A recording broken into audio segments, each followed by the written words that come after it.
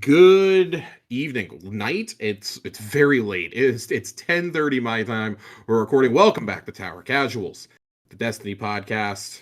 This is part 1, 2. I don't know when we're gonna post this of episode 199. We had so much info dropped on us this week. There was literally no way that my voice was going to hold up and do all of this in one episode. Um, and us be able to have comprehensive discussions. Then I decided to go and get sick this afternoon after I already booked a guest. So, joining us today for the first time in quite a while. I actually don't think we've had him on at all this season. A1Jonnny is here to talk all of the updates coming to the subclasses. We have 8,000 words to get through of this. The other part is going to feature the Vidoc. It's going to feature the exotic armor discussion. It's going to feature the final mission of the season, the final cutscene. Things to look forward to for episode 200. We're going to do all that on Thursday's normal episode. We're recording this late Wednesday night. John, thank you so much for joining me at the last minute. I'm going to try not to take too much of your time. But anytime, baby. When there is build crafting to be discussed, there's nobody I'd rather talk to than my jack of all trades over here. Yeah, there's a few things to get through in this whole article. My god. I have not read the comprehensive thing yet. You and I were in a chat earlier. I hopped off to go lay down. I wasn't feeling very good then. Woke up. I have had a pounding headache for the last 24 hours. I've had a huge migraine I'm fighting through. I'm now running a fever. I threw up at the end of the Mavs game, and I have hit the rally barricade. I've hit the rally banner of Gatorade and Listerine. So we're here. We're here. We're good. We're going to try to get through this. We're just going to jump right on it. No banter, no chit chat. Some of the big things that are covered in this article are huge sweeping changes to Stasis as an entire subclass. That is like the bulk of this, as well as the future of Well of Radiance, Ward of Dawn, and then there is just a gobsmacking amount of changes for every single subclass. All right, let's get into it. I had a really bad burp there for a second. Okay. We made it. All right. We're going to try to cut as much of this out as we possibly can. So here we go. So with Stasis, we all know there haven't been a whole lot of changes in Stasis really since the 30th anniversary, because after the 30th anniversary, that was when we finally got Stasis to like a good place where it wasn't super oppressive in PvP, right? That's why like a lot of us regard that as like maybe the best PvP update like post Forsaken. And immediately after that, you get Void 3.0, you get Arc, and then you get Solar, and then Arc, whatever the fuck the order was. And then on top of that, you get a whole bunch of new acronyms. We get one season to breathe and Strand. And we spent the whole last year getting stuff for Strand. We got a new Hunter Super was thrown there. They've revealed Prismatic. We're finally like going back to Stasis, and I can't help but feel like the Stasis changes probably should have hit this season, in all honesty. But I understand like you're on a time crunch, things got delayed. Like that, the delay actually may have helped them like bump this up from when they were probably planning to drop this around the 10th anniversary, and I feel like the delay let them really pull a lot of stuff forward for the Sandbox team. But we're gonna jump into it. Frost Armor is the new keyword for the subclass, and I really love this. The idea behind this is that it is an upgrade over the Stasis Shard Overshield, and it is going to be a stacking buff that reduces incoming damage with greater damage reduction as your stacks increase. So basically think of this as like Stasis armor charge in a way. That's probably like the easiest way I could describe this. Finally have a reason to build into a shard. Oh my god, I'm so excited. I'm so excited for this. I know our friend Phil is excited for that. He loves building into stuff like that. The Stasis Master. God, the stasis shard ability is so easy to build into when you're running a hunter, for example, because it grants you the energy for the shurikens. And so now you're getting an added bonus to that for the classes that have a hard time surviving. It's even better for warlocks who are dropping their rifts all the time too. So at launch, Frost Armor will be granted from a variety of sources, including Tectonic, Grim, and Glacial Harvest aspects, fragments, and exotic armor. By default, you can build to a maximum number of 5 stacks of Frost Armor that lasts 9 seconds. But with the newly reworked Whisper of Rime fragment, the maximum lifetime increases to 13 seconds and can build to a maximum of 8 seconds. Unlike Stasis Shard Overshield, Frost Armor remains active when your super is cast. though it's effectively a significant lower while your super is active. That's actually really great news for, I think, hunters in particular who do not have a roaming super here. Yeah, It you're is not a gonna it suddenly is a lose all one your and done. buffs. Yeah. We're gonna get to that, but this working with Prismatic is so massive for the Hunter's Revenant super. I can't. I genuinely like am at a point where I'm like, oh damn, I may be building into Stasis again. That got me excited to play Yep. Stasis for the first time in like probably a year and a half at least. Yeah, I I was kind of kind of curious about this with all the prismatic stuff of like, okay, yeah. I know what light abilities I want, but without the full kit, I was a little worried about stasis having much of a place outside of obviously the Bleak Watcher turrets for warlocks. We know those are good, but Yeah, those are good, of course. So Frost Armor keyword, you're fortified by layers of durable stasis matter, reducing incoming damage. Resistance grows as you gain additional stacks. Reduces damage from PvE combatants by 4.5% per stack, and enemy players by 2% per stack. I feel like it's going to be, unless you're like really good, it's going to be kind of hard to get that going consistently in PvP, which it should be hard to get going. I want to be really clear. We've had enough problems with Void Overshields for this long that I think that's an okay thing for that to take a little bit. yeah, that's the That one in, place where Behemoth Titans were good because it was so easy to just throw down the glacier grenade, break it, and then boom, you have 3 shards. if you build Um, fully into this, you could conceivably get 40% damage reduction in PvE if you build fully into this. yep, if you full asset. And keep in mind, that's not counting Void Overshields that get deployed. That's not counting Woven Mail that gets deployed. This this is good. This gives a reason to build into this subclass more. Which I really like. The Whisper of Rhyme rework no longer grants Stasis Shard overshield when collecting a Stasis Shard, but now increases the maximum duration and stat count of Frost Armor. So basically, keep running Whisper of Rhyme. 100%. That is like, if you are running Stasis without that, I feel like you're doing yourself a disservice at this point.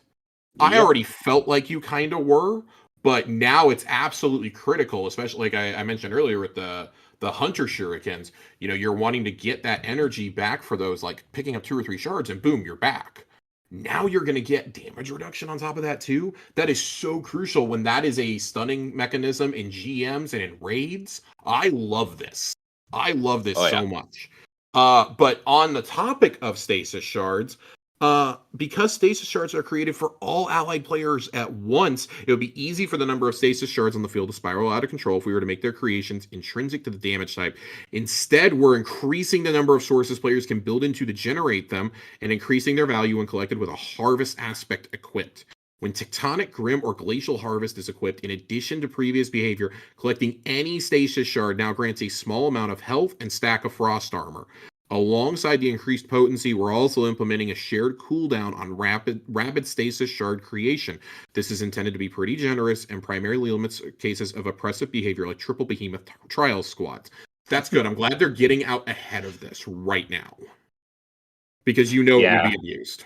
And I imagine it's also just an engineering thing because, like they mentioned, like fire sprites, ionic traces. That's just a you thing that you see and you pick up. It's not something you're spreading for your fire team. Well, So and I've heard that there's like an issue with Behemoth Titans right now. Like, if you have more than 3 of them on screen, particularly like trying to cheese Riven, because of the rapid shard generation and shattering damage oh that yeah, is being outputted, it will actually crash the game on consoles oh yeah. right now. There is a lot So, going on. yeah, Even just with one behemoth titan, if you can notice a dip in frames sometimes if you're in a little tight yeah. corner or on Ribbon's paw.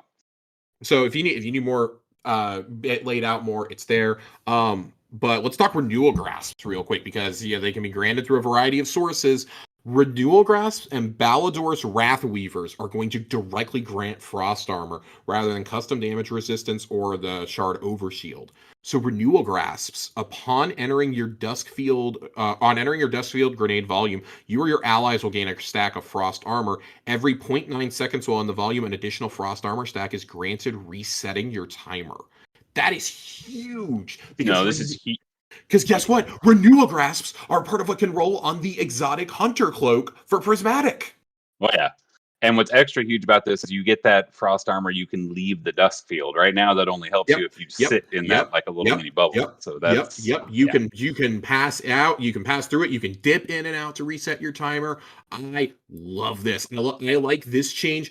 And of course, this probably means we're going to see the return of renewal grasps in PvP, which we'll have to see how that works. But for PvE, this just went from like kind of a, okay, maybe you're running it, but you're probably wanting to run something else, to holy shit, now I really want to chase a cloak and make sure I have, like, I already wanted a cloak with this on it because I thought that the Stasis shield was good. Yeah. This is top notch, though. Especially Oh, if you yeah. track the enemies in there. Toss the Duskfield, trap the enemies, Shuriken to shatter them, run in and get the extra frost armor. Oh my god. I love it. I love it so much. And then the Raft Weavers are going to, it's just replacing the Overshield with frost armor. When you activate your Rift or use your Winter's Wrath Super. Yep. I love that. Yep. So they're just unifying it. Also uses frost. Yeah. Because over the years of small updates, we basically had 3 different kind of damage resistance or buffs you could get from Stasis. So now it's just unified. We have a word for it. I'm hoping there's some sort of animation. I hope we look a little frosty. I hope it doesn't just look like a blue void overshield. But yeah, I would really like that too. But we'll see what happens. Yep, Whisper Chill is being updated. Stasis Weapon Finals blows now have a chance to create a Stasis Shard. Headstone is going to be even more critical on those sidearms and hand cannons. Oh, yeah. Cannot emphasize that enough. If you have a good peace bond, or if you've been picking up the Volpecas that have been at Banshee for the last week, this is the time to use. They had a shoot to loot Headstone one earlier today. I almost picked it up, and I kind of regret not doing it. Right. We have Ager's Scepter. We have Ager's Scepter. We have oh my god, what's the bow? Wolftone Draw, is that the one I'm thinking of? Either way, yeah, we have a Headstone bow now, finally. Vergless Curve is gonna work great with this. Oh, yeah. Oh my god. I can't wait. This is so exciting. I believe we're getting a Stasis rocket sidearm. It's either Stasis or Strand, I believe. Oh my god, I want both. I just want both. I will say, like, as much as I like the shattering, I've really fallen in love with Threadlings, even if I'm not running Stasis. Like, just having that on something where you're clearing ads, like on Rufus's Fury, has been so helpful this year. Like, I mean, I'm running it in Pantheon and just wiping entire floors of Tegan instantly. You get you proc it with one headshot. It's just like all of a sudden everything is blowing up with the strand surge too this week. Oh, it's been so nice. Whisper of Chains is getting reworked too. Been a popular choice since its inception due to ease of use and stat bonuses, but gameplay benefit was frequently difficult to read and ran counter to core gameplay loops revolving around creating and destroying crystals. To make it successful, it required cooperation from teammates. Whisper of Chains will no longer grant passive damage resistance when near a stasis crystal or a frozen target, but now grants a chance to create a stasis shard when defeating a target while you have one or more stacks of frost armor. Love it. Absolutely love it. Everything is being built into defending and freezing. I love this. Yeah, that'll help you keep that chain up, and that is a stealth nerf to Behemoth Titans as well, because that was what made it so obnoxious with playing Fortnite with all of the ice walls, is you had Whisper of Chains giving you damage resistance because you were next to one, and constantly feeding you shards to give you the old version of a Stasis Overshield all the time. So it was very obnoxious with multiple of them in PvP. Well, we got two more aspects that are or fragments, excuse me, that are being reworked. Whisper of Fractures now no longer increases melee energy regeneration while being surrounded by enemies. Okay, I can see why with these changes that would be a problem if you're running shurikens or shatter dive. I can see why. But now grants a stack of frost armor when you shatter any frozen target with a melee attack. So, I mean, God, we just talked about renewal grasps. You got that. You got your cold snap grenades. Like, oh my God, this with the exotic armor that helps you with the cold snap grenades. What am I thinking? Osteomancies. That's what I'm thinking of. Yeah. I don't know why I always want to like think that those are like something. I always think that like associate with those with void for some reason. I don't know why. Warlocks have a lot of grenade gauntlets. Brother, I've been getting back into my Warlock, and I'm like, holy shit, there's no joke. There's like a dozen exotic gauntlets. Oh, yeah. The final rework is Whisper of Torment. This fragment is a sleeper pick that does its job well, but actual output has too many variables to keep track of. Grenade energy gains are no longer dependent on your current health value. Base grenade energy regeneration amount per incoming damage event increased from 5 to 7%. While you have frost armor, energy per damage event increases to 12%. That's huge. Again, we just talked about stacking these with Renewal Grasp as Osteomancies. Here you go. Here you go. Here's another one. Yeah, and I Another believe one. Demolitionist is 10%, so getting 12% just for taking damage repeatedly is Um, pretty well, nuts. yeah, that and oh, I don't know. I don't think it works. I'm trying to think the new trait on the brave weapons. I think it That's 5%, so it's half a Demolitionist if you're on a light subclass. right, but I was saying I was thinking you could run this with that and be generating grenade and melee energy at the same Oh yeah, time. yeah. So that being a mountaintop is pretty big. Oh yeah. I like that. And then we have a brand new fragment, Whisper of Reversal. While you I have love Frost this. Armor, dealing or receiving physical melee, i.e., not projectile melee damage, slows your victim or attacker. Josh, will So this work with many glaives? people, so many people are going to be mad about this. Oh my god, dude! If this works with glaives, let me tell you, because like we know Stylish Executioner is going to work with it. We're going to get to Yep. that a little bit later. But that with Triton Vices on Oh yeah. Hunter, holy shit! I'm Yeah. so excited for this. Stasis Warlocks were already a nightmare to go against in PvP. This is just going to be horrible. Like they just now have another path to slow you down for daring to approach them in the Crucible. Oh. And I mean, I'm kind of low key okay with this. Yeah, no, this is really cool. Trust me, this is This is good. awesome. This is going to get a subclass that I feel like wasn't being used a lot in other modes. Like, I mean, our friend Phil is one of the only like consistent stasis users that I know these days. Yeah, If not the only one. So I think this is going to bring a lot of folks back to the PvE and PvP side of it. Like PvP players are going to be annoyed, but hey, at this point, it's basically like just a hardcore base, anyways, playing that mode. So get good, I guess. I'm not bothered, but again, like we're usually playing sixes, so I'm not super oh, yeah. bothered by No, this. looking over all the changes, I don't think anything here is going to be too insane in PP, and I feel like that's half the reason why it took so long to get a good Stasis overhaul, is they had to spend the year leading up to Witch Queen nerfing it in PvP, and then start working on Void 3.0. So it's been a while Right. since they've been in a position to start actually They've done making they've done like substantial little updates. band-aids. Yeah. So, all right. And then Stasis Shatter is getting an update. Base PvE shatter damage, this is huge, is being doubled from 200 to 400. That is Well, again, they massive. doubled it last year. So this is This huge. is, I mean, this really all this is bringing it into the current sandbox. Honestly, Yep. that's really all this is doing, because we have like the difficulty of stuff has increased so much that again, I really like this change. Fixed an issue where bosses auto shattering were being hit by 2 instances of shatter damage. Boo. Fixed an issue where players in an active super would show immune damage flyouts when automatically breaking out of stasis freeze. That's weird. Yeah. All right, warlocks really aren't getting anything changed up here because They ain't need it. They ain't need it. they're pretty potent. Increased max for ice flare bolts, maximum number of seekers created before going cooldown from 5 to 7. Um, the class that is getting a lot of changes here is Hunter. Hunter's getting a lot. With Winter Shroud included in the Prismatic kit, we knew we needed increased viability and high difficulty content when getting up close and personal gets much riskier. We also want to provide smoother gameplay loop between Winter Shroud and other Revenant abilities. Winter Shroud is now going to slowing targets will briefly increase your class ability regeneration rate. Bonus is reduced in PvP modes. I love that we can like duel this now. And now grants Yeah. PvE damage reduction when activated. Man, I love this. Winter It Shroud is will, the dodge the slow aspect, right? I believe so. Yeah. Provides a moderate boost to class ability regeneration when you slow a target from any source. Yeah, that's So, really good. well, and now with that being part of Prismatic, also remember that the Hunter Smoke will work on this. Yeah. And Blink. And Blink. Oh my dude, this is so disgusting. Blinding nades will probably work also. Yeah.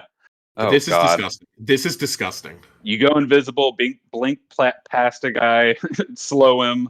Nothing personal, kid. Your dodge is coming back faster because you slowed a guy. You got the frost armor. You're invisible again. Well, This like is nasty. God forbid you miss that. You've got you might have your shurikens equipped too. Because let me tell you something. That's the melee I can run on everything. It's never being taken off on Prismatic. Like, nothing personal, kid. Touch of Winter has been widely used by Stasis players since introducing in Season of the Splicer. Yep, primarily when paired with Duskfield grenades. And Glacier Grenade for Shatter combos. The latter struggled in PvE content as the sandbox has matured. What were we just saying? So we're making targeted change to increase PvE potency without returning to the era of the Crucible, where you had to fear rounding any corner into a barrage of ice. In addition, Touch of Winter's Cold Snap grenade upgrade has been widely underused since its inception, so we're implementing a larger rework to its functionality. So Touch of Winter, the Glacier grenades are going to give you the additional Stasis crystal for the ring formation to give you 7 of those.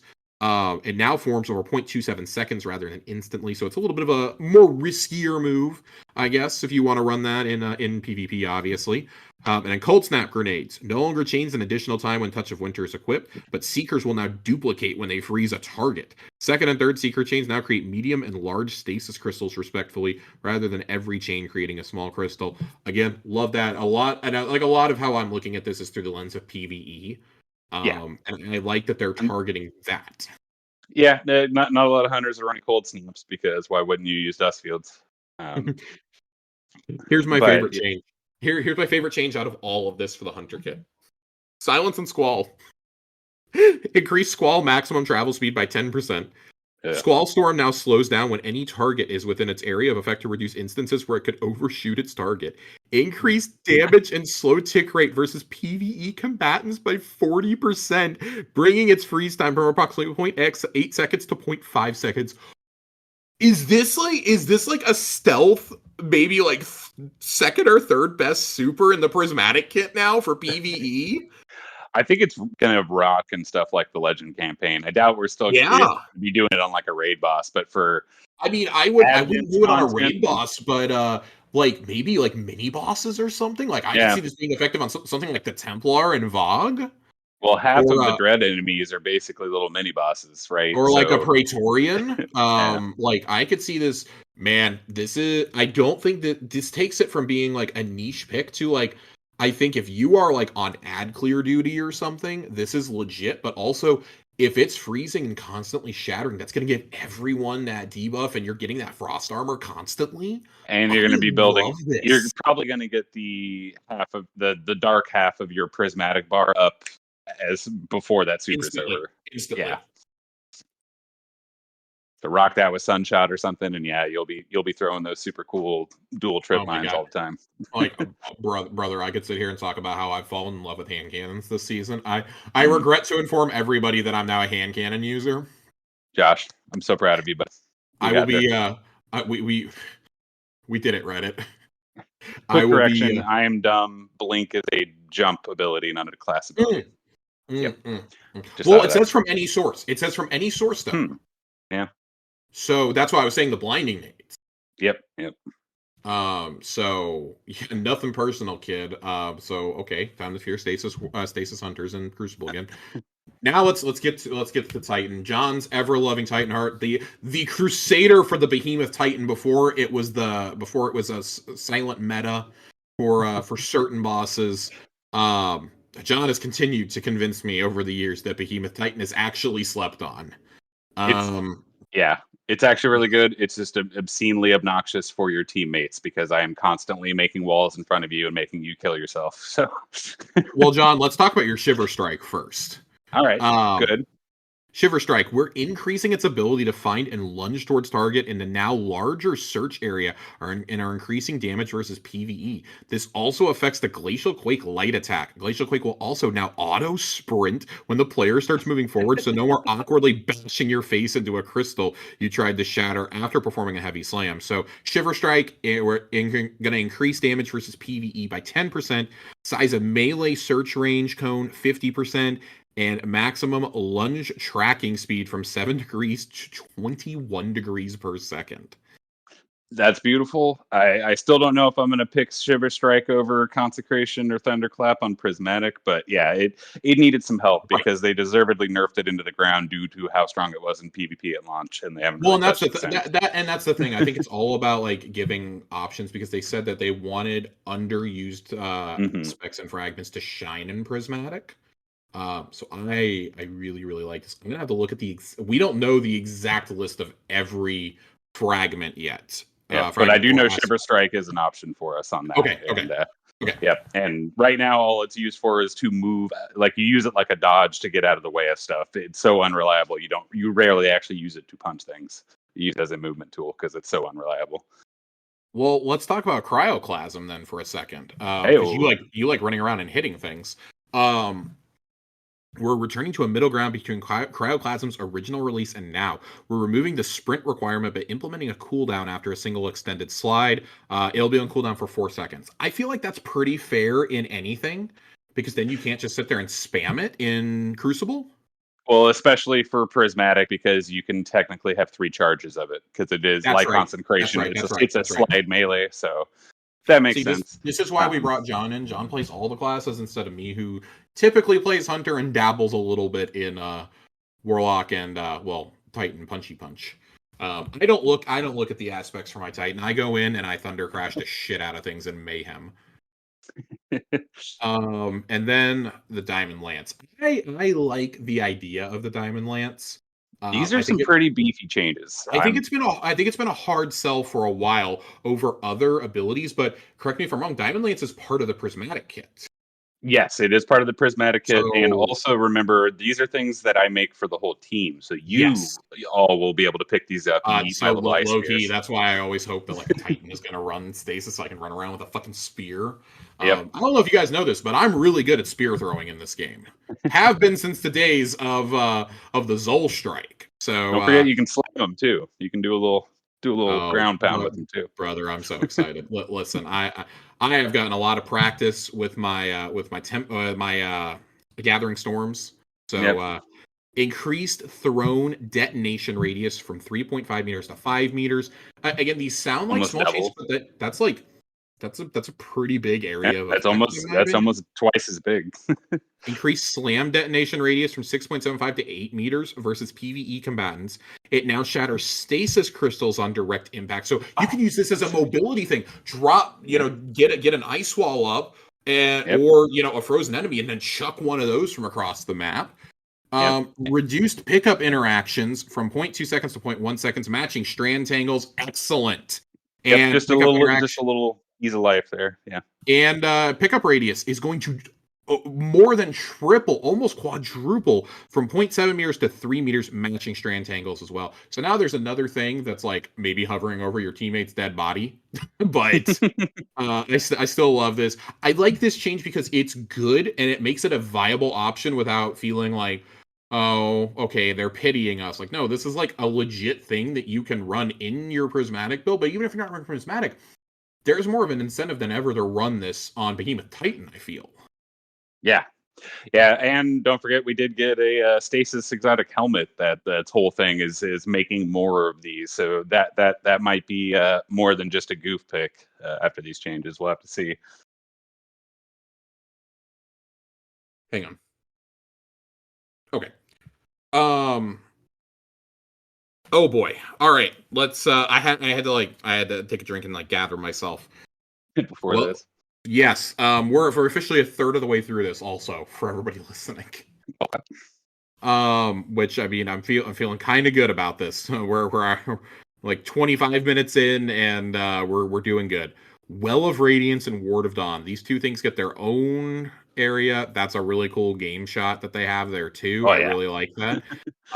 Because these two are so intrinsically intertwined together. John and I have said for years that if they nerf one, they're going to have to nerf them both.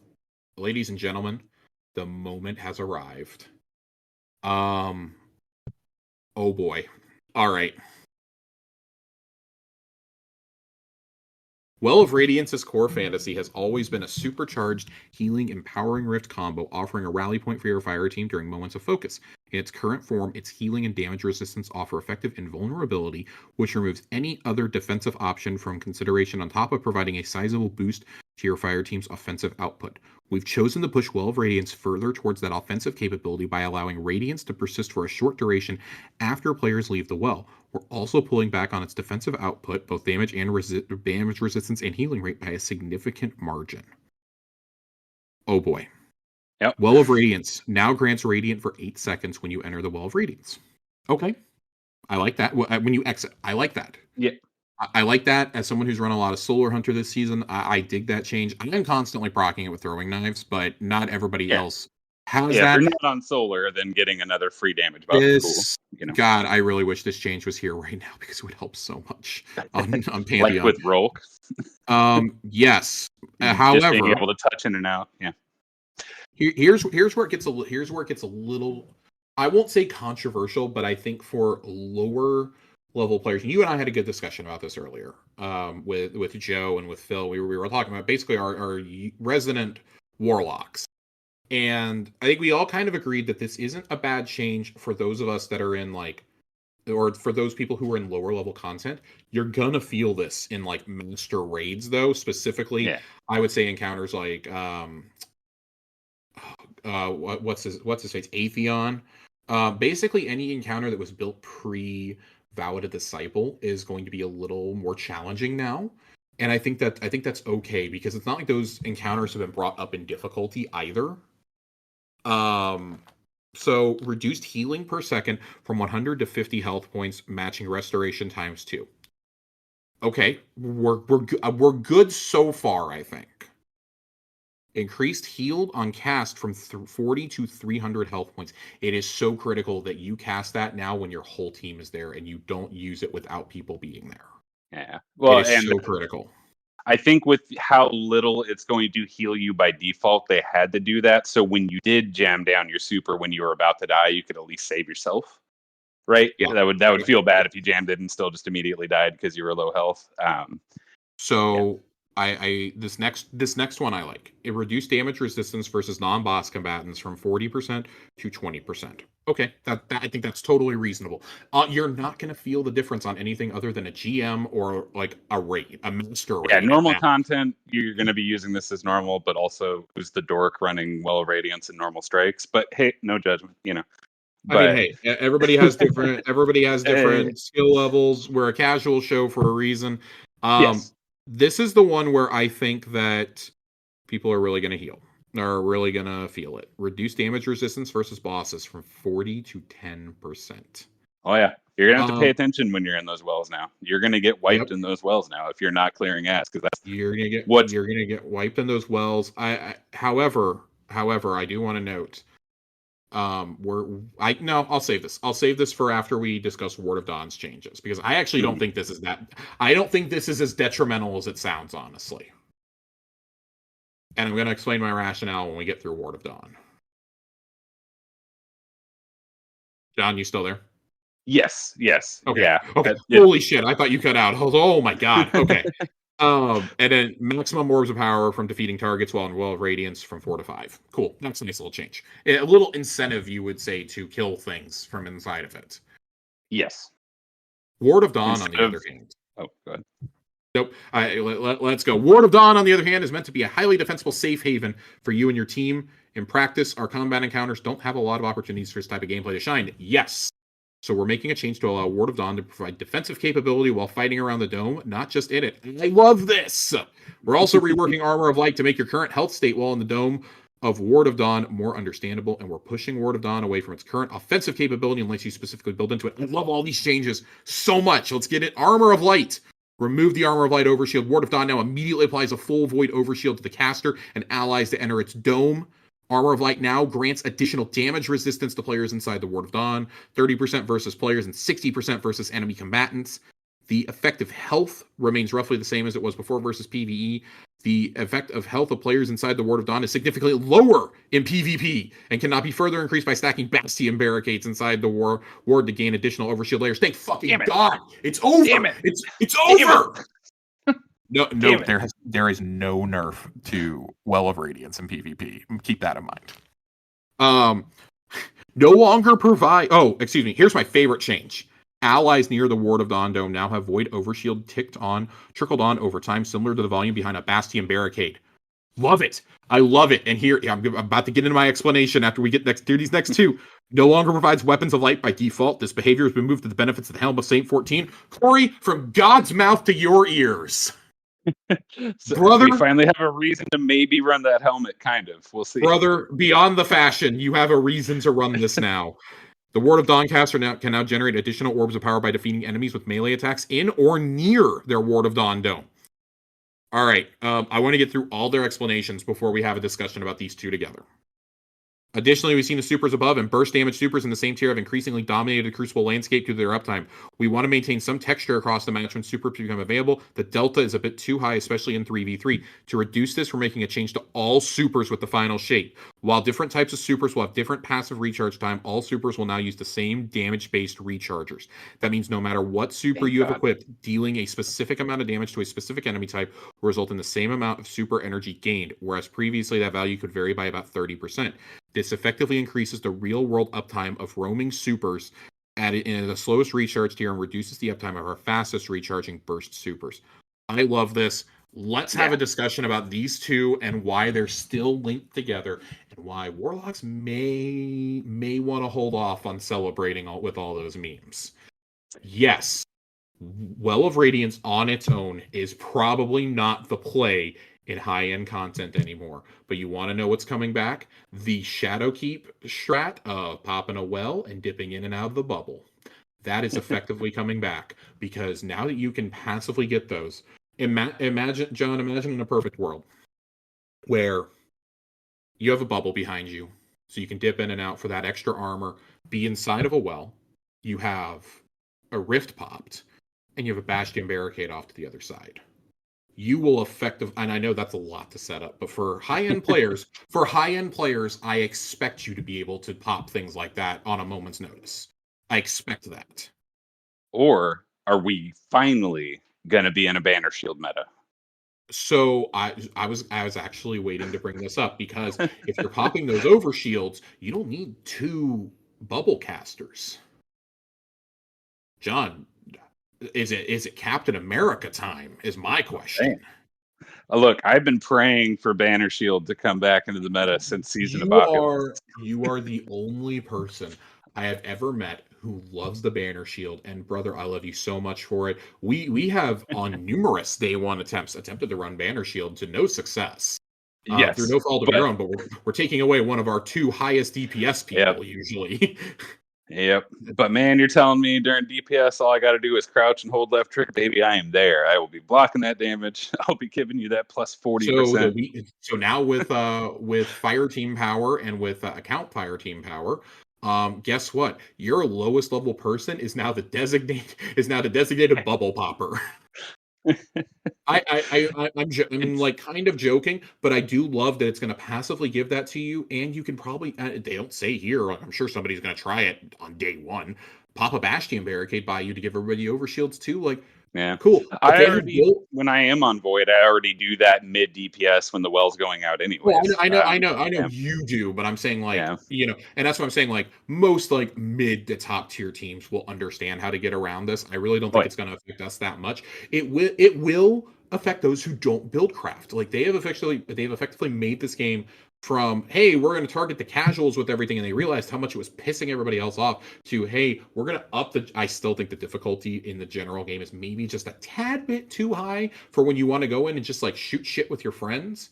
But like overall, the game feels like it's in a pretty solid place, especially if you're playing with a group. And there's a wide range, right? But they've built encounters in a way ever since, like we said, the Witch Queen. Really, ever since the Savathun boss fight is what immediately comes to my mind. That the Rolk encounter, the Caretaker encounter, where it has been really hard to pop a well or a bubble effectively for a very long time. And I really, really love that.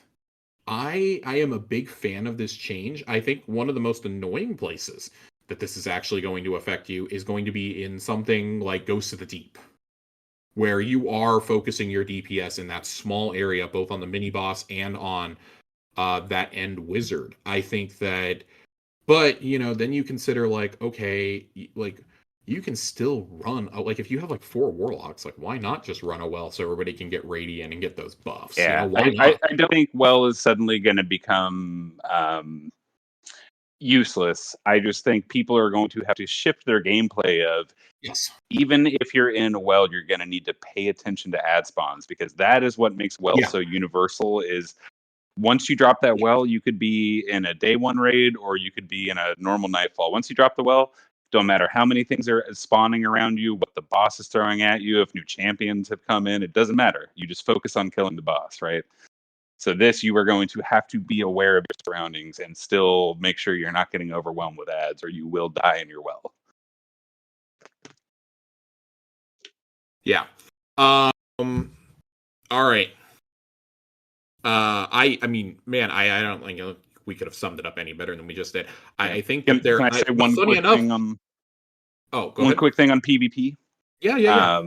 Yeah, with them, I can't wait for them to take that out of that tier where bubble and well charges faster than anything else by default.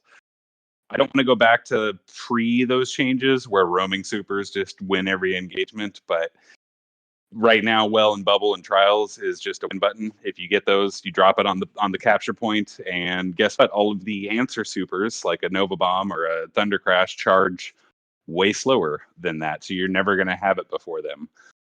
So it has been increasingly annoying, especially with capture point trials, which I do like.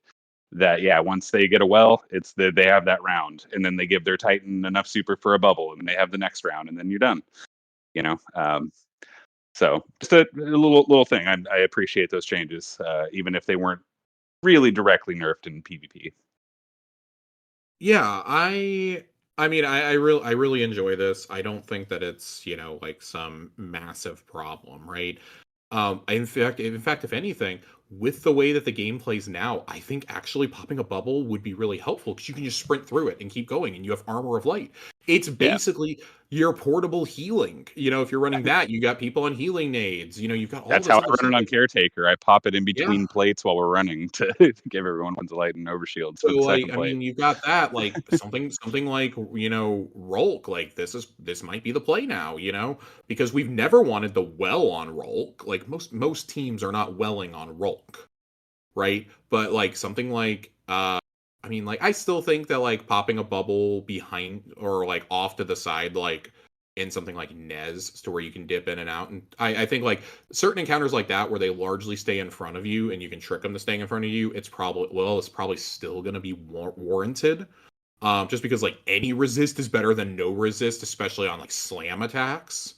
Yeah, Um, and if we're but gonna keep getting encounter or uh, keep getting game modes like Onslaught that are that ad dense, a buff to yeah, bubble would be awesome there because I've run bubble a couple times. Obviously, it's season of the this solar, but it's pretty good. you want to know what this excites me for the most, though, is something that's, we don't know when it's going to come back. The next iteration of Pantheon is going to Yeah. be so challenging. Like Oh yeah. that's where my brain is with all the like, oh well, pop a well, pop a bubble, have that same Titan throw up a barricade, pop the rift, like everybody just do it all at once, is because I'm so used to like, okay, we gotta activate every buff right now. Like this week is the shot collar buff. So like boom, boom, heavy. Like Yep. it is so much to keep track of. And I love how frantic it is. It has made these encounters that we trivialized over the years so challenging. That's why I like this. But this is the kind of stuff that I want to see as like modifier more than like it is now. Like I part of as good as I am with the changes, again, I'm still thinking about a more casual audience that maybe doesn't raid that often. Maybe gets like a couple raids in each raid, if that, and that's still well above the norm for a player in Destiny, right? Um, I just can't help but think about that and wonder what the effect is on the player base, and like maybe that this should be like a modifier on master content. I would have loved to have seen this tried out as a modifier in Pantheon, if we're being totally honest. That would have been a great place to test these changes. But to Yeah. me, this also screams that the final raid boss in the new raid is going to be mobile if they're nerfing this now. Oh, I swear to God, if the witness encounter is just we If do you the can stand mechanic in a and he fucking stands in one, well, yeah, and just bake them with Well, there's brownies. nothing more terrifying than a sword in the ground to an entire civilization. Yeah. All right. Yeah. We got to start going quick. We got to start. We got a lot here. All right. All right. Here's the bulk of it. We're a little over halfway through, ladies and gentlemen. At 45 minutes, I'm feeling good about this. Not Arc bad. subclasses. Hunter, there's not much here. Arcstrider has been great for a little while now, especially if you're running that Gathering Storm. Arc Staff, the heavy palm strike attacks, and heavy air slam now blind enemies. Love that. That's kind of a common sense change. Again, I don't know why you're running Arc Staff in PvE, but there's an option for you. Disorienting Blow. I like this decreased base cooldown time by 10 seconds from 100 to 90. And we talked about building into things. If you are running Arc Hunter, chances are you've probably run a Liar's Handshake build, a 1-2 punch build. Like, this is good news for you there. We talked about blinding enemies earlier. Here you go. And then the Tempest Strike. I really like the Tempest Strike. Additional damage resistance versus PvE combatants when activated, lingering for a short duration after the attack. Big fan there. Big fan. Don't forget, you'll be getting that new exotic that makes you drop all those explosives and gives you Tempest Strike too. So that's a good little buff. And it's on Prismatic. I like running Tempest Strike a lot. So, big fan there. All right, Warlocks. The Stormcaller's Lightning Surge is going to have more survivability when you aggressively teleport into groups of enemies. So damage resistance versus PvE combatants when activated, lingering for a short duration after the attack. And then the Ball Lightning increases the final aiming shape size by 30%. And the Chain Lightning increased the secondary chain projectiles base damage from 27 to 54, doubling it. I really like that. They're basically just bringing it into the sandbox. They're bringing it into the sandbox. That's all they're doing. And then, oh boy, there's a lot here for Titans. There's a lot. But this is largely because a lot of these abilities are part of the Prismatic kit. Thunderclap. Oh boy, additional damage resistance for PvE combatants when activated because you are in such a vulnerable position. Increased minimum damage by against PvE combatants by 20% and maximum damage increased by 33%. And then maximum damage versus enemy players increased by 14%. I cannot tell you the last time I saw Thunderclap used.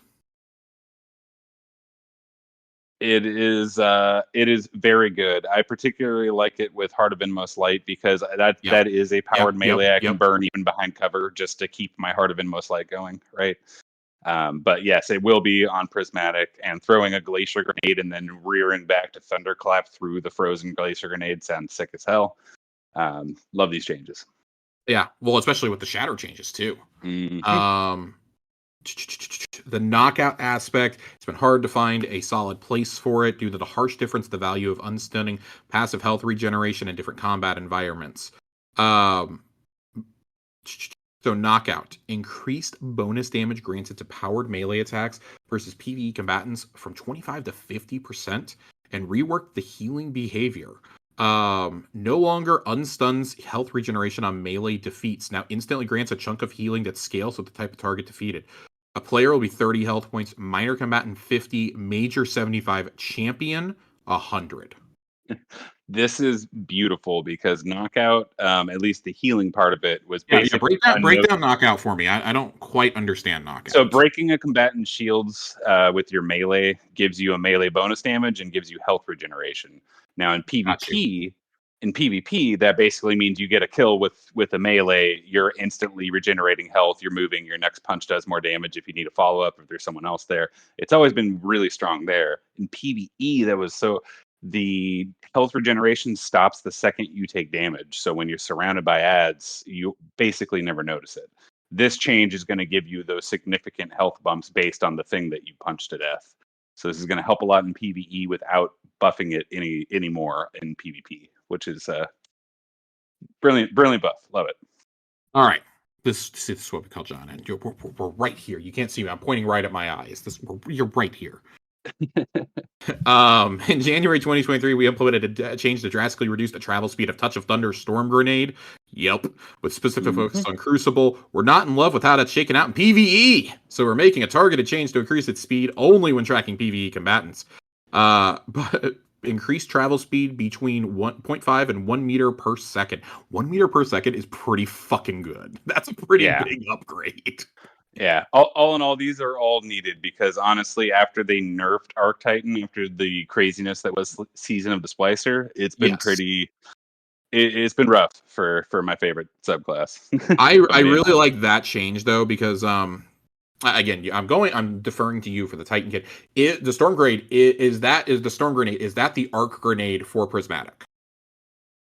I don't know. I think we get pulse grenades, Okay. but we might Okay. get we might get storm grenades. Okay. But I don't know why Storm Grenades are on my mind for that. Like I was thinking about that earlier when I was reading this. I was like, oh well, isn't that like part of I Prismatic? believe the prismatic grenade. I know it's an arc strand. I just don't know if the arc side of it is going to be a mock of pulse or a mock of the storm grenade. I think I was thinking lightning grenades for the hunter Yeah. kit. I think that's what I was thinking. Yeah. Lightning grenade is currently a bit too spicy. Now applies jolt after the first damage event rather than prior. Again, feel like that's kind of fair across the board. Here's a whole grenade. If you don't have anything to add, I'm just going to move straight into arc grenades. Yeah, no, just like I said, Right. happy to see Arc Titan get a little love because they've been a little weak after the post Splicer nerfs. For sure, for sure. Arc grenades, though, really excited for all of these. Increased damage versus PvE combatants by 20% for normal storm grenades, but it will not work on the Touch of Thunder variant. Again, feel like that's kind of fair. Yep. Skip grenade, increased damage versus PvE combatants by 15%. That with what is it? Is it Shinobu's vow for that build's pretty fun. Now it's gonna be better. It's fun now. It's gonna be even better. And then Arc Bolt is what I was trying to think of. That's what I was trying to think of. I'm very excited. I like running Arc Bolt grenades, even if they're not meta. They're great for a really quick AOE attack that can take out a bunch of things, get you some jolt procced, blind them a little bit, increase damage by 15% in PvE. I love that all these are PvE changes too. They really said fuck your Crucible. Yep. Y'all got enough to contend with. All these are needed because pulse grenades are almost anyone is almost the only thing that anyone runs on in PvE. So good to see it. Yep. All right. So we've got 3 more subclasses to go. Excuse me. We've got arc fragments. Quality of life changes just real quick. Spark of Recharge, ability regeneration bonus now persists until player returns to full shields, rather than deactivating as soon as shields begin to recharge. Great. I already run Spark of Recharge. Fantastic news. Spark of Beacons now triggers on defeating targets with arc power ammo weapons while amplified. Blinding Thunderlord? Blinding Thunderlord, Hullabaloo, if you picked up one of those with chain reaction, which is it's getting a really big buff next season on heavies. It's getting nerfed on everything else, but heavies it's getting like a 40% buff, 30%. Very excited for that. And then Spark of Frequency now grants 15 weapon stability on powered melee hits in addition to the reload benefit. So again, I feel like they're really just updating a lot of things to the current sandbox because things have gotten so out of control with the introduction of Strand in PvE. I feel that they have to be like, okay, you can't run Strand Titan for everything. And then on top of that, Solar Titan has had a big resurgence with Pyrogales. I've been running. It's like, all right, motherfuckers, you're gonna run something else. All right, let's get to Solar. Let's get to the bane of my existence right now. Solar Hunters. For our gunslinger friends. Lightweight knife, baby. Lightweight knife. Yeah. John and I were so excited about this earlier. We are huge fans of the throwing knife.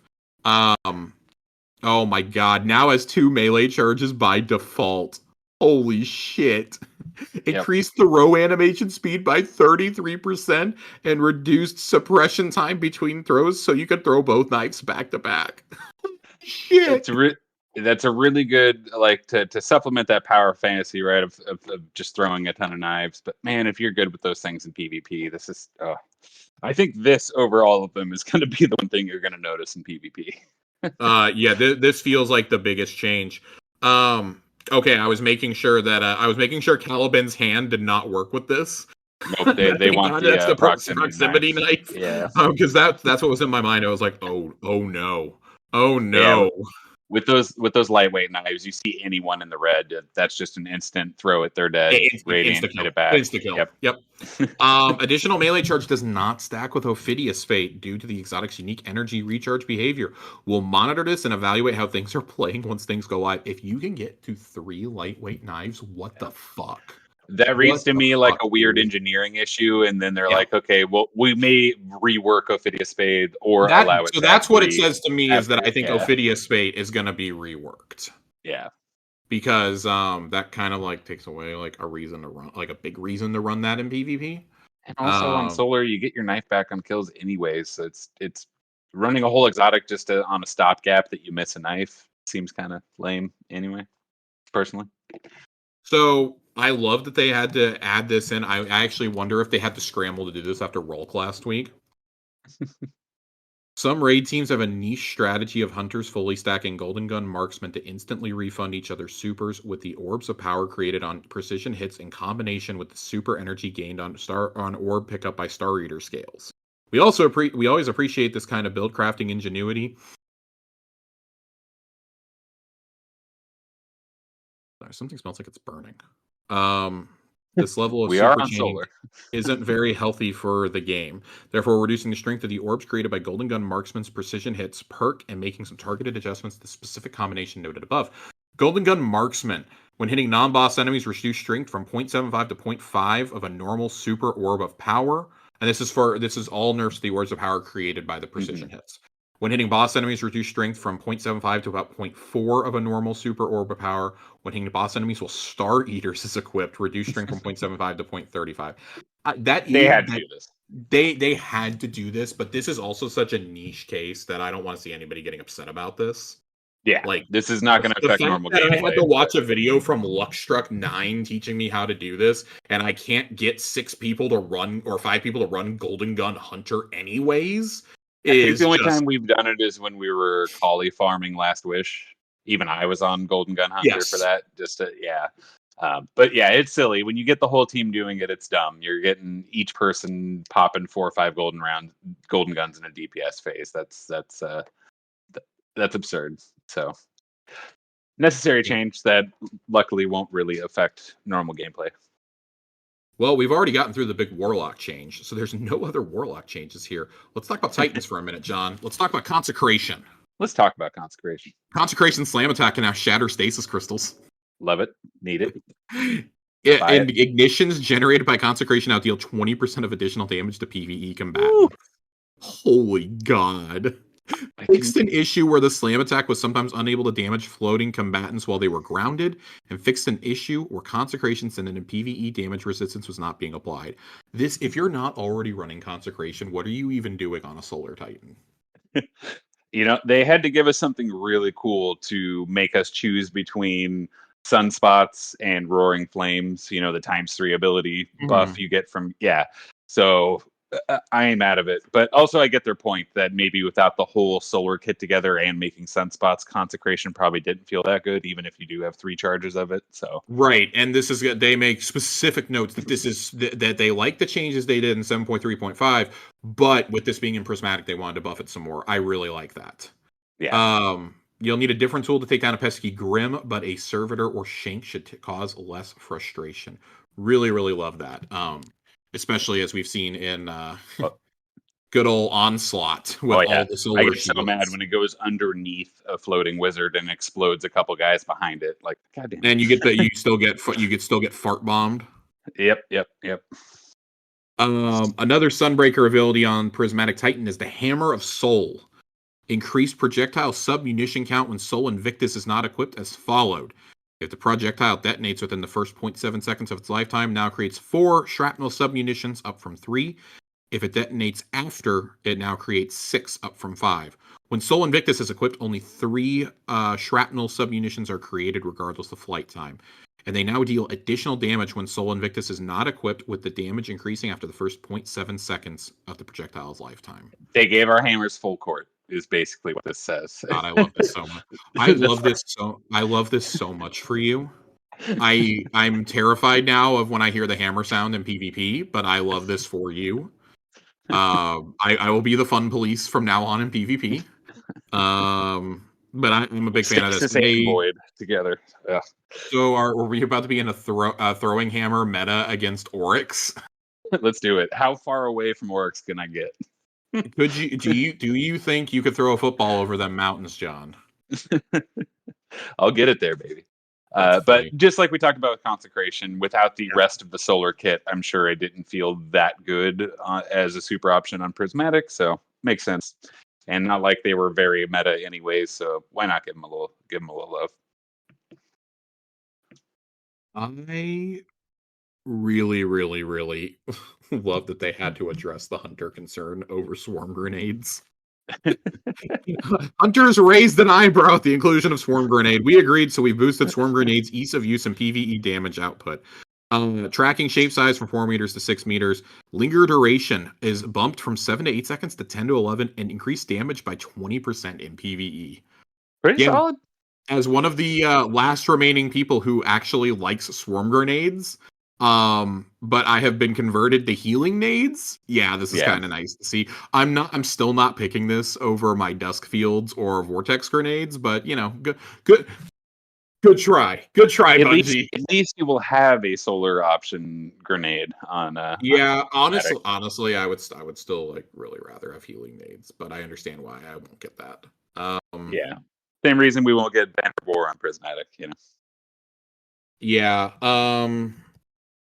Oh my god. Dude, there's so fucking much here. Why is there still more? And remember, they cut this in half. They broke this in two. We'll have more next week. Let's see what the TWAB has. I'm so upset about this. There's so much. All right, we're on the Void.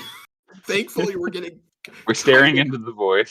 We're kind of close to the end. I am preaching peak delusion, the fevers. I am sweating like crazy, even though I'm sitting underneath a fan and like chugging my drinks.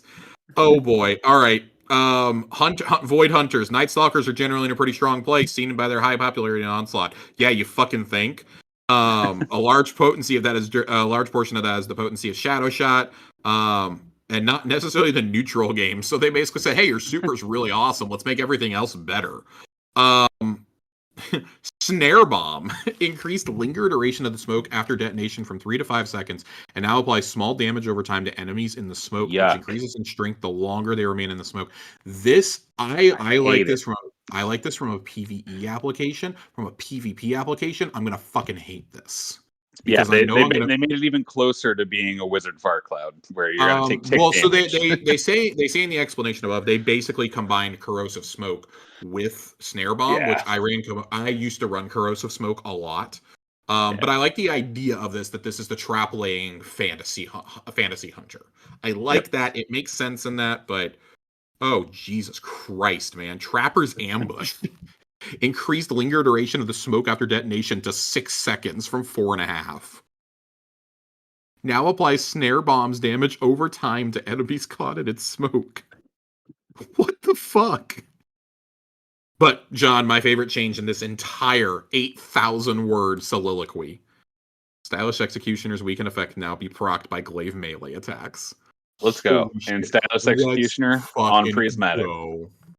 Let's fucking go. Yo, dude, Stylish Executioner is never coming off on Prismatic. I'll tell you that. So let me get now. this straight. You can still run your Dustfield Gauntlets. You can throw down a Dustfield Grenade, get the Frost Armor, go invisible after stabbing a guy with a glaive inside of your Dustfield bubble.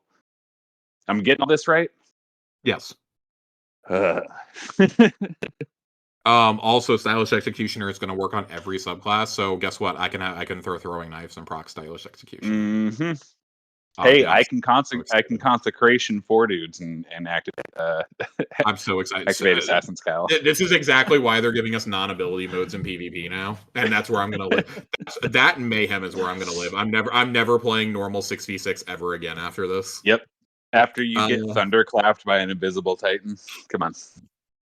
Dude, after you have hunters running around with 3 throwing knives. Just like, what the fuck is this? Titans. Here we go, John. Here we go. Shield throw. Shield throw, baby. Lay it Increasing on me. maximum bounce count from 4 to 5. Maximum lifetime from 3 to 4 seconds.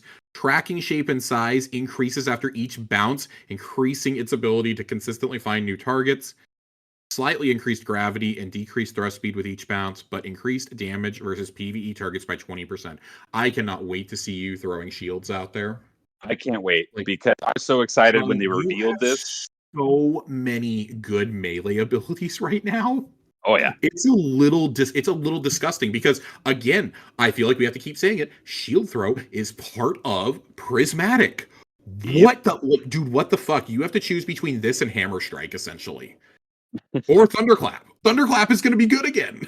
Like, yeah. what the fuck? With point contact brace, which is on, which Did makes you it jolt. think that we were going to look at this and say, "Oh, Frenzied Blade isn't going to be the go-to"? Yeah, it'll be hard to say no to use that just to get 3 procs of consecration. And can Obviously, I I'm going to play with note that. how But insane the Titan kit really is for Prismatic? I feel like you guys won here because your super Twilight Arsenal, which is the new super, by the way, with the giant void axes for everyone, Thunder Mhm. Crash, Blade Fury, Hammer of Soul, and Glacial. In what world is Thunder Crash arguably the worst super on this list? Like, I'm probably still going to T crash, but we'll mainly because I'll be able to have half of Star Eaters. I A Star cannot. Eater Thunder Crash is going to be. I cannot wait to do damage testing with you. I'm so excited now. Like, this has me excited to run GMs for the first time in years now Oh yeah, because this is so wild. God, dude, I had to bring that. Like, I mean, I'm looking at all of them and like, again, I'm looking at the Hunter kit and it's like, so Golden Gun Marksman, Stasis, Silk Strike, Deadfall Shadow Shot. My worst super is the new Arc super, which we didn't need, by the way. but it's going to be cool as hell in PvP. But I still really think that we were supposed to get Gathering Storm as the new super here, and they had to move it up by like 2 years. Once they realized that Strand wasn't going to drop with Witch Queen, I think they had to move that up because I Arc kind of Hunter feel was like it was the other unusable. way around, and now that they were redesigning this, we're like, shit, we just gave Hunters a really cool new Arc Super. How That's the about thing that's Teleport? really annoyed. That's the thing that's really annoyed me about this. Like, that's going to be a cool ability. I don't think it's going to have good PVE uptime. No, It's not not at going to all. be the go-to. Like, but the other 4 are so fucking good Yeah. that like, what? Do you, anyways, I'm gonna get back. I'm Real, gonna get back to this article. Go ahead. real Go quick, ahead. real quick, as a Titan perspective on the shield throw, like you remember Yeah. me squealing, seeing that they're finally giving us a Captain America shield throw outside of our super.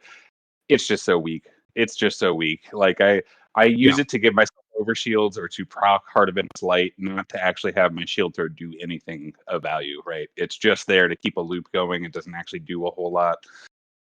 So really happy to see these changes. I'm also curious if that affects the shield throw from the super, which also doesn't feel that great in anything outside of a normal strike.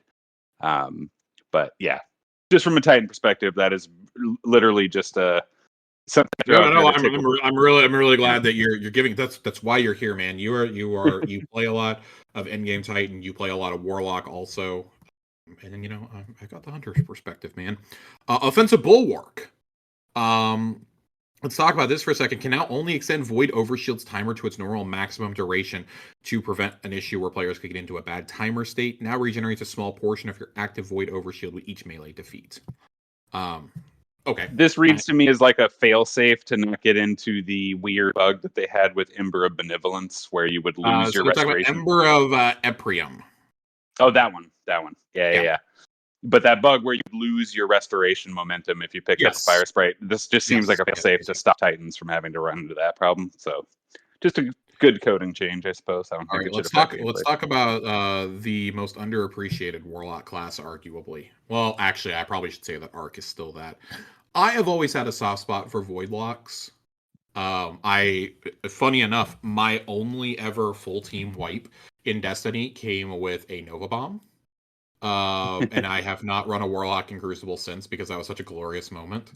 It was so glorious that I got messages from the other team going, "God damn, man, that was really cool." I've been trying to get a full team wipe with a Nova Bomb since D1, and they're like, "Do you never play?" Because I like hadn't leveled my Warlock at all Mm-hmm. when I did it. And Yep. no, I usually play Hunter. I've been on the receiving end too many times. Yep. Um, I started Destiny 1 as a Void Warlock, so I feel you, Jess. brother, Golden Gun Hunter since day one. That's why I can't. People are like, "Why are you upset about Celestial Nighthawk?" I was like, "Because I've been running it for 10 years, guys. 10 years. I'm so tired of Celestial Nighthawk and Deadfall Tethers. I'm so tired of them." That's why I was so excited when Gathering Storm came out. I Oh told everybody, I was like, "I'm not running anything else." And thank God, Star Eaters got fixed around that time to make them yeah. Yep. useful again. Oh, all right. Happy for y'all. Let's get to Yep. the Void Locks, though. I'm waxing poetic, and we're almost at the end. Chaos Accelerant. Your charged magnetic grenade will now increase the maximum intensity of physics knockback by 10%, increase damage in PvE by 20%, and passively decreases the cooldown by 10% while Chaos Accelerant is equipped. So cool. This is basically this is the rework handheld Supernova. Yeah, which I've I always wanted to be good in PvE, and it just hasn't been. I think the coolest change to all of this, though. Well, there's two changes I'm really excited about. Pocket Singularity is available to equip and use right from the beginning with Prismatic. For a while, we've heard that it struggles in high-end PvE content, and we agree. Increase detonation by PvE combatants by 50%. Good. What Good. the fuck? No, that's a great change, but just like if you have to bump something by that much, it means you should have addressed it a long time ago. Oh yeah. But you compare And it to then, the snap, to the freeze melee, to the strand needle, like void and oh arc yeah, no, warlock no, melees are. they had to give, especially, and I really feel like it's because it's the starting melee ability is the Mm-hmm. big reason why you're getting it. Yep. But I'm still a big fan of this. I like it. I don't know if I would, man, I don't know if I would choose it over anything else though. They're all so good.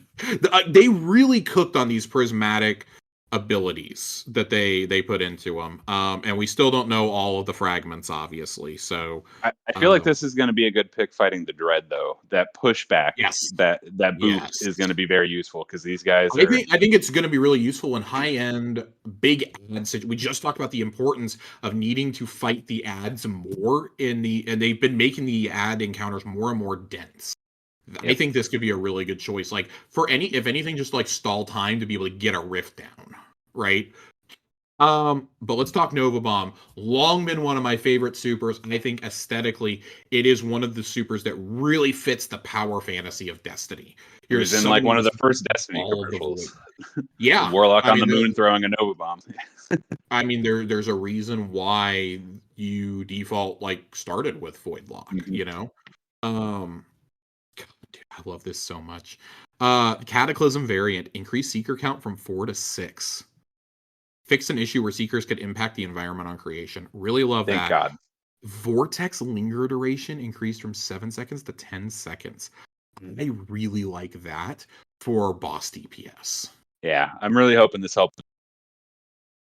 They needed Nova Bomb and something. Thunder Crash both have fallen Void immediately Lock was on basically on unusable. super damage, like laughably. So Um, Yeah,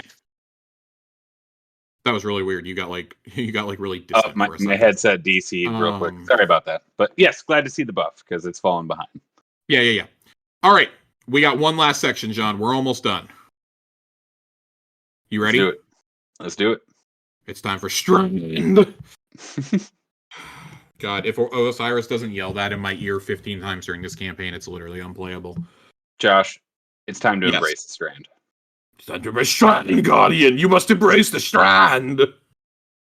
The threat of warding.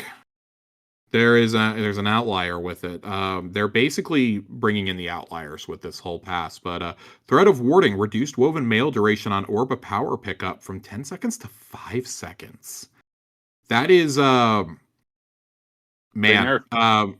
Well, so I think it's a solid change, but I like that they specifically note it overpowers the role of the berserkers into the fray aspect of being the best source of woven mail for the fire team.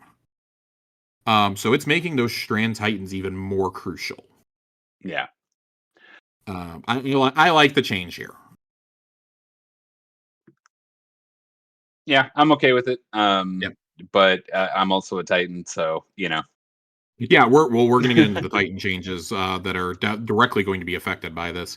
Let's hit Hunter real fast. The ensnaring slam is remaining popular throughout Strand's life and has seen a PvE bump in popularity with the increased uptime. It's too powerful against other players. I agree. Detonation volume versus enemy players is now a cylinder with 6.5 meter radius rather than a sphere with 8 meter radius. Really like that. Results in fewer instances of victims correctly attempting to counterplay by jumping but being caught. That happens to me literally all the time.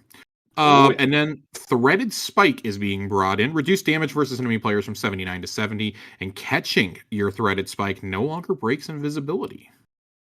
which is going to be huge on Prismatic. Yep, they specifically said they're making that change because of Stylish Executioner. Yeah. So that's good. I don't really have anything else to add with Hunter Strand. I think it's in a really good place. The overall kit is fantastic right now. Yep, I'm glad it's not really seeing any big nerfs. It does need a little tone down in PvP, but it does, and that's the only place where I really think it does. It's not that it's bad in PvE because it certainly isn't. I'm just not using it over. I'm not using it over other options when I'm in 3s, and then when I'm in 6s. I mean, because really the only 6-man content I'm doing at this point is raids and Pantheon. So like, why would I be running Hunter Strand in there essentially? Yeah. Yeah, in PvP, it's such a high skill thing. I don't think it needs brought down, except for ensnaring slam. Say that 5 times fast. So glad to see that toned down a little bit. All right, Warlock.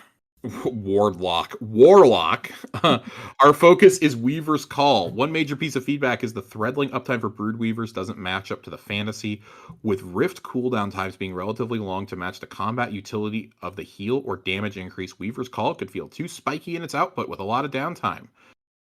So Weaver's Call, we're adding a new behavior. Defeating a target with strand damage now has the chance to generate a perched threadling with a higher chance of generation from defeating more powerful targets. And this damage can be from any source, including other threadlings. That's the key piece right there for me. Yeah. This with swarmers and a threadling weapon is going to go nuts. That's kind of disgusting, but I understand why. I get why they're doing it. Because again, Weaver's Call, that's your stasis aspect on this class. So, oh my god, so many good options. Prismatic is such a build crafter's paradise.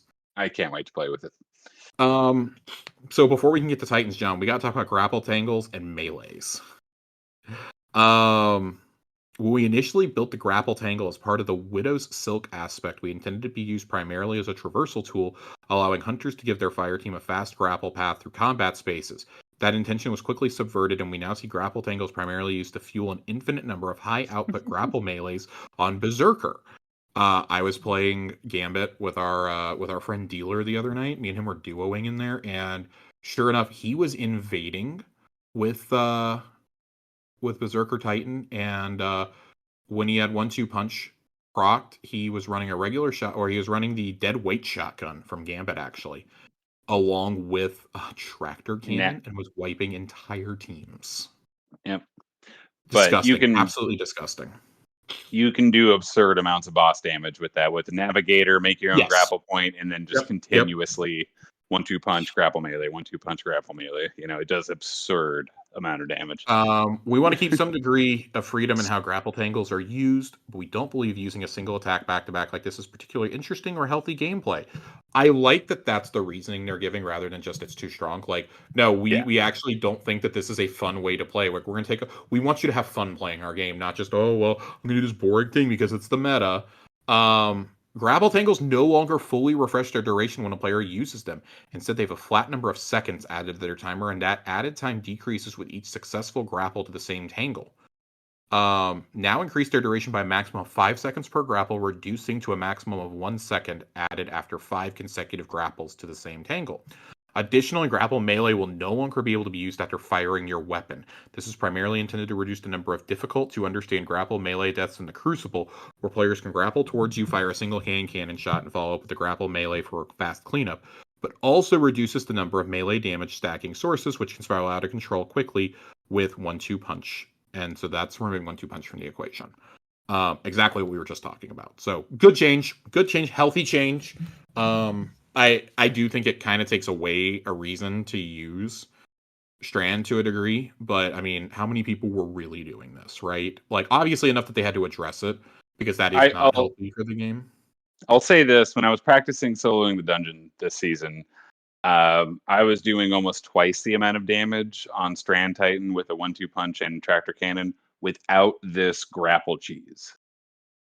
So I feel like it's still going to be fine. But I was out DPSing my previous runs with Pyro Gales and Dragon's Breath, and you know what I mean? Like it, without the grapple cheese, it already does an absurd amount of damage. So doing the continuous 1-2 punch grapple melee thing is like just a step above. So just taking that off, I'm okay with that, especially going into the most important day one raid race since like Forsaken. So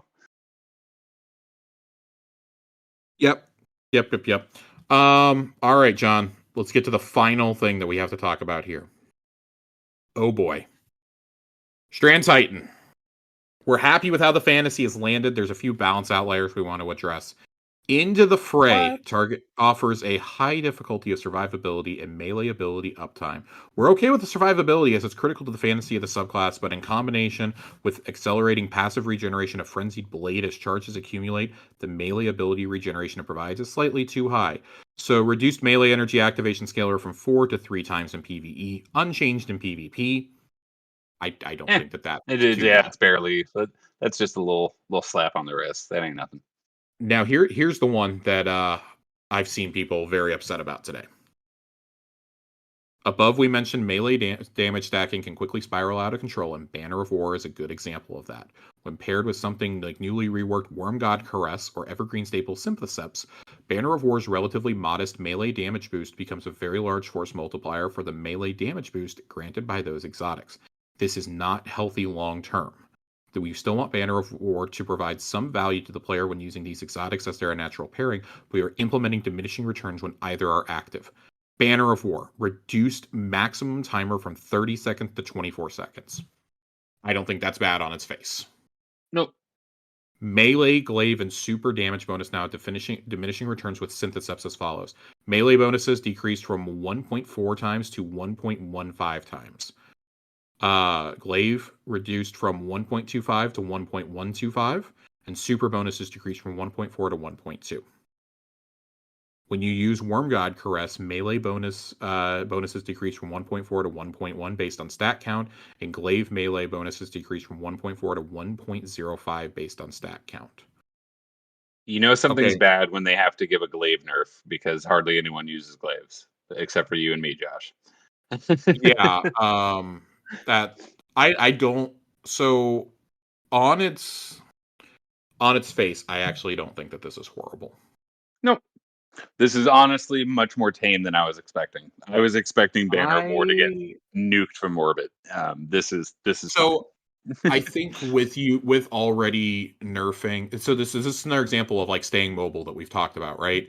I think this actually is fine that they're not nuking it from orbit, but that's only because they're hitting Well of Radiance and they're changing how Ward of Dawn is going to work. I actually think that this is fine. I think Banner of War is going to be fine like this. You think about those damage nerfs. I mean, it's 0.1% of a multiplicative damage buff, right? Like this is just how it interacts with Synthoceps and Worm Gods, you know. This is fine. And to be honest, the reason most people run Banner of War is the constant healing. Yes, the bonus melee damage is nice and comes in handy. The thing is, you're a walking healing beacon and can survive a crazy amount of things. So these 0.1% scalar nerfs to melee damage when paired with other exotics is. People really get mad about this, Josh? There are people who are trying to include this in the well and bubble nerfs as well. They're trying to throw this image in there. I think Fallout literally had a picture of it with the nerf. But this was really funny. He used the Grant Gustin meme, and it showed I think it showed Divinity Well of Radiance, Bubble, and Banner of War aspect on there, and it was but it was Salt Agreppo's face on Grant Gustin. Salt did it again. Yeah, he was like, before people take this the wrong way and get mad, Salt's a G. He's my boy. I thought that was very funny because immediately when I saw this and the well changes, I was like, oh boy. Oh boy. Yeah, the well and bubble changes could potentially completely warp in-game metas. This is just, we're just gonna rein in the leash a little bit. Yeah. Again, much better than nuking it from orbit. But they Can't believe said, they didn't give us Banner of War on Prismatic. Absolutely well, absurd. I think that's actually the biggest balance they could have done. If it had been on there, it Yep. would have been broken. Yeah. But I do like that they said, that we wanted to let it sit. And basically that was their way of saying, we let you have 9 months of fun with this. Now we're reining it in a little bit. I'm okay. Yeah, so I'm okay with that. And then the final change, John, we've made it to the end. The final update. Frenzied Blade. Reduce the forward offset for melee lunge target point from 0.4 meters to 0.18 meters. Dank. Oh boy. Fuck. Josh, I cannot tell you how many times, with as strong as Strand Titan is, I go to melee someone that's right in front of me, and I lunge 90 degrees to the right a couple feet instead. Thank God they gave us 3 of those charges, because you need all 3 of them to hit the one thing you were trying to punch. I'm hoping this can help fix that. Yep. And then, man, that's everything. We have reached the end, ladies and gentlemen. This is the biggest post we've had in so long from Bungie. This took John and I an hour and a half from beginning to go through 8,000, whatever it was, words. We have another big article dropping tomorrow as part of this wasn't even a TWAB. This was a Wednesday bomb. Yeah, this is TWAB. It is now midnight my time. I am exhausted. I am sick. I need to regain a little bit of energy for tomorrow night's show. I don't know. Again, I'm not quite sure what order you guys are going to get these in, but there's a reason why we had to call on a build crafter. As you can see, there are so many changes coming, and so many of these changes, with the exception of the Stasis stuff, is really targeted towards the Prismatic subclass, which, it was going to need to happen. Again, that's I love how they addressed it with the swarm grenade. Some of y'all were raising eyebrows. Yeah, there were definitely some abilities where we were like, what the fuck? What are you guys thinking? And I think that most of these are pretty healthy. I don't want to suck Bungie off here, but I really do feel like these are pretty reasonable changes. Again, I think the well change, I've already seen a lot of really heated responses to it on both sides. I do think it's healthy, but also what has it been 5-6 years since Forsaken? That has been the de facto. Kind of. We went through a while there where well really wasn't the play anymore, and then they upped the general difficulty of the game, and I feel like well lock had to be used again. We went through this really nice period post Vow to Disciple where you didn't really have to use well that often, and it was nice, and because everything was more mobile. And then we got 3 stationary bosses in a row. Even then, though, once you get experienced teams to know what they're doing, I still what I see people doing on Rolk, multiple wells, so they're all over the room, and you run between them. Like that. We've been doing that on. We've been doing that in Pantheon. We've had 2 up. We park our div basically in 1. I still like. I still like well. I don't think that it's this horrible nerf, but again, I do think you and I are looking at it from a totally different perspective than somebody who doesn't get to raid or dungeon that often. They are probably reading this. I've seen people say I play a lot and I'm pretty high level, and I feel like I need it. And I think that's lack of confidence in your abilities, first off, but also there is a certain skill ceiling. At a certain point, end game has to be gated somehow. And I think this is kind of the effective way of hey, we're letting you be part of your fire team's power now. We're letting all your characters be brought up like that too, within 5 or 10 of where your main is. And then fire team power on top of that. We're doing literally everything we can. We are telling you, get the weapons, play with experienced people, basically. I don't want to sound like that guy, but I do think at a certain point something like this was going to happen, because the game, they said it best with the 1-2 punch grapple melee, right? There is a point where it's just not fun anymore. Yeah. And I think that that's where we were getting standing in a well, using div. Like, the div nerf didn't stop us from using div. We're still using it for that crit spot. It's just not doing, the damage over time and the cage bursting, and they're about to make it even like it's more of a trade-off now to use div post final shape. So, And but you it's probably won't still, be able to hot swap your auto loading rockets in your rotation and keep the div it's bubble still up either. maybe the best. It's still maybe like the second most useful exotic in the game's history behind Witherhoard. Like, And one of the most pain in the ass quests to get too. And that was my only reason against it is like, man, it's so hard to get that gun too, that like that was part of my reason for not nerfing it. But I don't think that the ease of getting something should factor into that. Yeah. Like, the more I sit on But it, it's also one person sacrificing their DPS to right. do it too. So it's a lot of And things. especially with the changes now. So Yep. I'm okay with it. A lot of these changes have sat well with me. We've got an exotic preview change coming up, but I believe that is being included either as part of the TWAB or is being dropped on its own in the morning with the Vidoc. Either way, I'll cover that with Corey. John, thank you so much for spending your night with me. I know it's late for you. It's really late for me. This is not even getting edited until Thursday. But I appreciate it. We had to pull in someone who plays the other classes to help keep me on track here, and so I don't completely lose my voice. Yep.